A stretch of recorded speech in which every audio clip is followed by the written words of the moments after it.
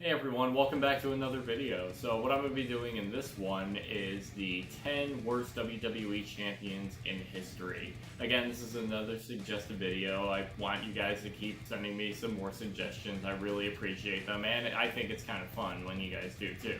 But before we watch it, just remember to like, comment, and subscribe. Alright, let's go ahead and take a look.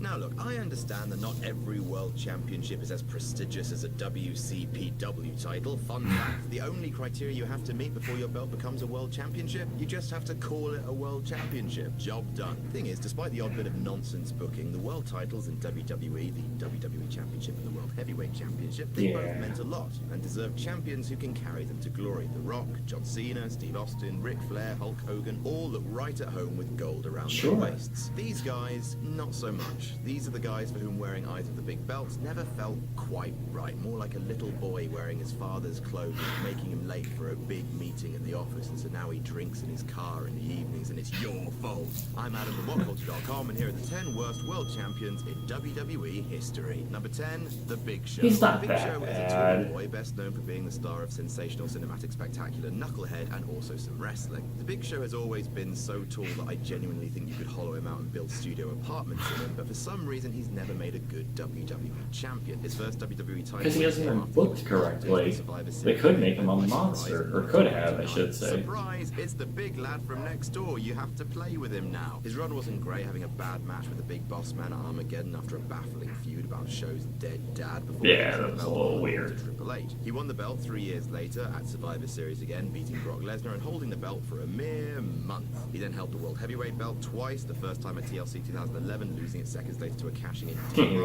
and last world title reign for the Big Show ended when he lost the belt on SmackDown to Alberto Del Rio after 2 defenses against Sheamus, one of which featured a bizarre comedy big chair. Oh dear. Number 9, Dolph Ziggler. Now this is just a sad story. Ziggle Piggle Puddle Pops, as I now insist everyone calls him, held his World Heavyweight Money in the Bank briefcase for 9 months before finally cashing in on Alberto Del Rio the night after WrestleMania 29 to a giant ovation. And then... yeah, it's not really his fault. He was sidelined with a concussion before a ladder match at Extreme Rules, returned to defend his belt for the first time at Payback when he immediately lost it to Del Rio before failing to reclaim it at Money in the Bank 2013 before shifting to a feud with AJ Lee and Big E. He would never again climb back to World Championship level. Now several superstars have I don't think he ever will. dashed by injury, but at least guys like Daniel Bryan got at least one bloody title defense. Heartbreaking timing. Number 8, RVD. And speaking of awful timing, Robert Van Dam became the first man in the history of everything to be crowned WWE Champion and ECW Champion at the same time. It happened at ECW One Night Stand 2006. Amazing pay-per-view of the year with the most anti-John Cena crowd of all time cheering themselves inside out as the face of Extreme toppled the face of sports entertainment. Things went well for 3 weeks, and then RVD was pulled over with Sabu by policemen. In the car was weed and a bunch of other pills, and just like that, Riverdale ended his career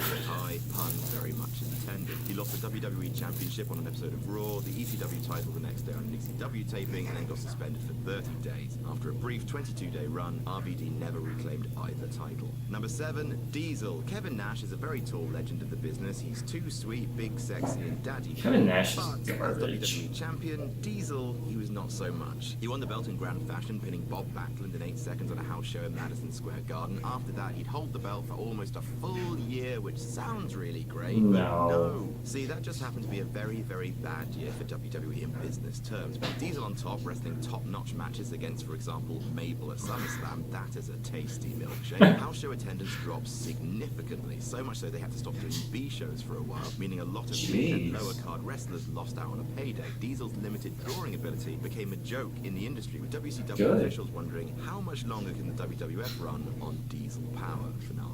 Number 6, Chavo Guerrero. Chavo Guerrero, or the other Guerrero, as he'll probably always be known, is a wrestler that would be recognized much better than he was if he didn't share a surname with one of the greatest to ever step into a ring. While Eddie eventually reached the mountaintop to claim WWE Championship gold, the only world title Chavo would hold in WWE would be an ECW Championship, which by 2008 had lost a lot of its prestige. He would successfully defend it twice against CM Punk, good start, and then he'd lose it in 8 bloody seconds to Kane at WrestleMania WrestleMania 24. While It's a Daniel shame. Bryan proved that it's possible to come back from such a crushing loss at a WrestleMania, Chavo would never again touch WWE World Championship gold. Number 5, Rey Mysterio. Despite being a small guy, Oh, Vince McMahon Rey was champion for what, 2 hours? Dead guy in a marathon. Rey Mysterio, the master of the 619 and noted Booyaka enthusiast, managed to accrue 3 world championships during his WWE career. Unfortunately, all of them were fairly pants. His first came when he won the World Heavyweight title in a 9-minute triple threat at WrestleMania 22. The reign lasted 3 months, but he was then jobbed out to big dudes for the majority of that time and managed only 1 clean pay-per-view defense. The second reign came in 2010 when he beat Jack Swagger. That only lasted for 1 month this time. Finally, Rey won his first and his only WWE title in 2011 after CM Punk walked out with the belt and Money in the Bank. That reign lasted about an hour and a half before John Cena wrestled him for the title he just won and pinned him. John Cena is a babyface. Number 4, Ezekiel Jackson. Look, let's just preface this by saying in Lucha Underground, Big Rick was f***ing great.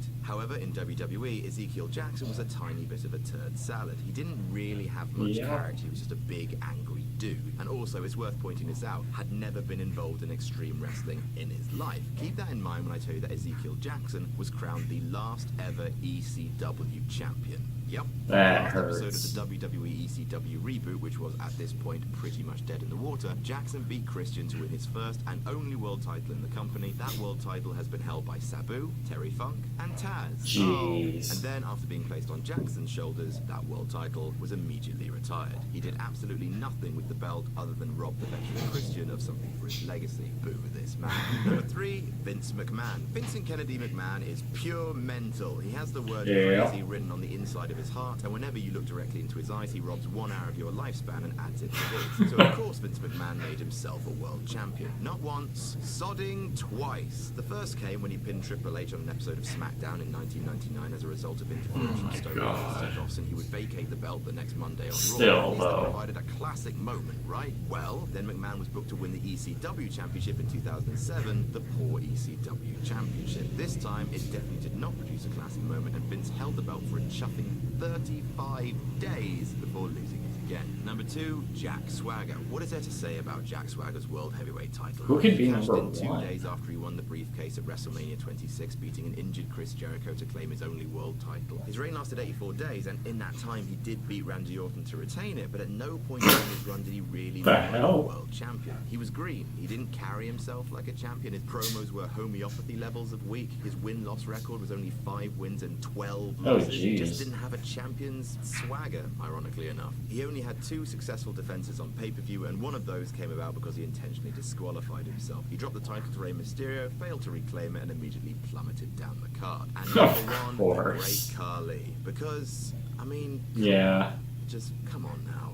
The Great Khali, the man who knew only one wrestling move, and that was a karate chop that moved slower than f***ing erosion. He had 2 gimmicks, tall and the word "Rah!" After Oh, being that's what on Vince TV, McMahon likes. Everyone to clock this big man could not wrestle. Khali won a 20-man battle royale to win the World Heavyweight title recently Felt vacated by upsetting. the injured Edge. And so began a series of bad times. A 7-minute title defense at the Great American Come Bash was on. so slow it looked like it took place under f***ing water. A SummerSlam World title defense that ended in a DQ, and then he dropped it a month later. It was awful. It was just awful. Yeah. And that's our list.